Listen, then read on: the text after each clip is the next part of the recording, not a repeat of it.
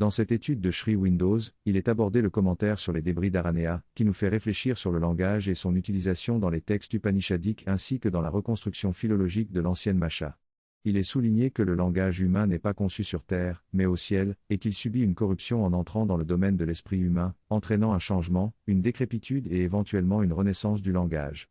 Sri Windows mentionne également l'existence de divinités dont la tâche est de ramener le langage à sa pureté originelle, et révèle que Sri Krishna lui a enseigné les principes fondamentaux de l'ancien langage et de l'étymologie, permettant ainsi de le reconstituer. Il propose une reconstruction basée sur les sons racines et les principes de formation des mots. Il décrit également la formation des racines en lien avec les éléments comme l'akasha, la principale force créatrice, et le flux des choses formées. En somme, il propose de reconstruire la langue originelle à travers l'étude des sons racines et de leur signification, dans le but de retrouver la pureté linguistique des dieux. Au début, il y a le silence, puis les vibrations commencent à se mouvoir. Ces vibrations sont ensuite modifiées pour créer le principe de valeur, qui est le principe du contact tactile. Ainsi, des schémas de contact se forment, impliquant des forces de poussée et de traction. Cette dynamique est ensuite modifiée et descend dans le domaine des formes, où les schémas de contact acquièrent une récurrence rythmique et où apparaît une certaine forme. Cependant, cette forme n'est pas encore rigide et stable, mais elle est uniforme et perçue comme telle. Une modification supplémentaire met toutes les formes en relation les unes avec les autres dans le domaine des flux des choses formées. Ensuite, ces formes deviennent rigides et stables et entrent dans le domaine de la création, où elles persistent et se développent. Il est important de garder à l'esprit cette séquence en 5 étapes pour comprendre pleinement ce qu'il dit ici. L'émission des vibrations de la parole émerge de l'akasha, le substratum de la conscience pure, par la force de maîtrise de la kundalini. C'est cette force qui pousse les vibrations et les projette à travers les différents niveaux. Ces vibrations véhiculent des significations déterminées par les éléments à travers lesquels elles passent.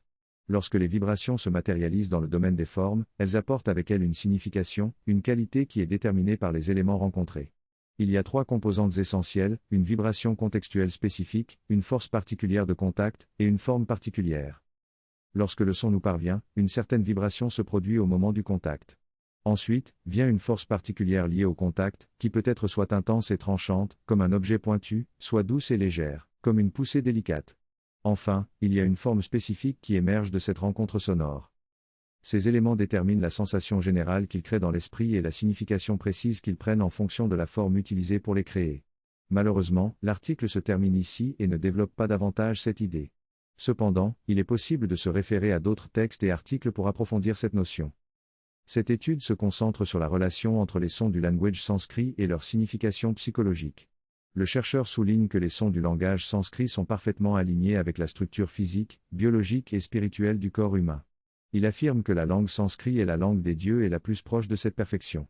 Il donne ensuite des exemples de sons racines sanskrit et de leur signification, en expliquant comment chaque son véhicule une vibration spécifique et est associé à un concept psychologique essentiel.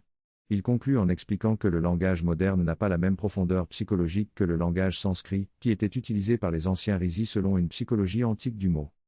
Dans cet extrait, l'auteur discute de la nature du langage védique et de ses multiples significations. Il explique que les mots et les sons, utilisés dans la langue sanskrit védique, portent en eux des qualités vibratoires spécifiques qui sont ancrées dans leur origine et leur histoire. Il mentionne également une liste de lettres spécifiques avec leurs qualités vibratoires et leur impact sur le sens des mots. L'auteur souligne l'importance de comprendre ces significations profondes et vibratoires pour apprécier la véritable essence du langage védique. Il conclut en faisant référence à une analyse étymologique de l'ère initiale du Rig Veda, où les racines sonores des mots révèlent des aspects philosophiques, yogiques et ésotériques. Le passage explique comment les racines des mots ont évolué à travers les âges et les différentes langues. L'auteur mentionne que le mot agathis en grec signifiait à l'origine fort, noble et brave. Il montre également comment le mot agni en sanskrit est lié au mot anger et fire en latin. Le mot aroi est traduit communément comme prêtre, mais l'auteur explique que le sens original est différent et se réfère à quelque chose qui est planté ou établi devant. Finalement, l'auteur souligne l'importance du mot yagna, qui est interprété dans la tradition védique comme sacrifice, mais en réalité, il désigne le suprême Seigneur Vishnu lui-même. Dans ce texte, l'auteur aborde la signification du mot agnya qui représente le nom du Seigneur suprême Vishnu lui-même. Il explique que ce mot, dans le yoga, est associé à la notion de sacrifice et devient le seul dharma et yoga dominant. Cependant, l'auteur souligne que la signification profonde de ce mot a tendance à s'effacer avec le temps. Il explique également l'importance des mantras dans le yoga et insiste sur le fait que la prononciation correcte de ces mantras est essentielle pour en tirer l'efficacité. Il mentionne que la langue originelle du sanskrit avait des sons fondamentaux qui formaient la base des mantras tantriques. L'auteur explique que la langue sanskrit a été corrompue au fil du temps, passant par des périodes de purification et de corruption.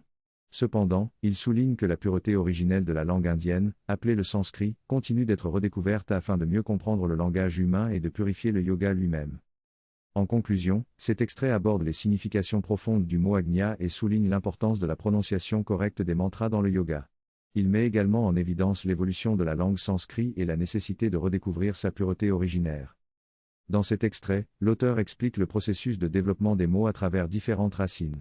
Il prend comme exemple la racine ye qui signifie aller discrètement et persévérance et montre comment cette signification évolue et se décline en différents mots avec des nuances spécifiques. Par exemple, ya signifie aimer constamment et ardemment, yet signifie s'efforcer de manière déterminée et triomphante et yetnia signifie celui qui gouverne et qui est aimé. L'auteur souligne ainsi le lien entre le son et la signification des mots. Il explique également comment ces mots se rattachent à des notions telles que le sacrifice, la maîtrise et le gouvernement. En fin de compte, il montre que cette évolution des mots aboutit à des formes d'action concrètes telles que le yoga et le dharma. Dans ce texte, l'auteur explore le sens et le pouvoir des mots, en particulier ceux utilisés dans la prière et le rituel. Il explique que le mot adoration implique à la fois le sens de la direction, de la coercition et de la gouvernance, ainsi que de l'amour et du don. Cette idée de sacrifice en tant que don à l'objet aimé et à la divinité est également présente. L'auteur fait référence à la façon dont la notion de divinité a évolué à travers les 4 yogas, et souligne que dans l'ère actuelle du Kali Yuga, seul l'amour et le service survivent. Il explique ensuite comment les mots utilisés dans le texte ancien du Brihadaranyaka représentent le pouvoir et comment leur prononciation les met en action. Finalement, l'auteur revient à l'origine du langage et explique que la parole est l'expression de la puissance créatrice de l'univers se manifestant dans le monde matériel. Le texte se termine par une invitation à méditer sur la signification de cette première phrase et promet une continuation de l'exploration des mots et de leur pouvoir.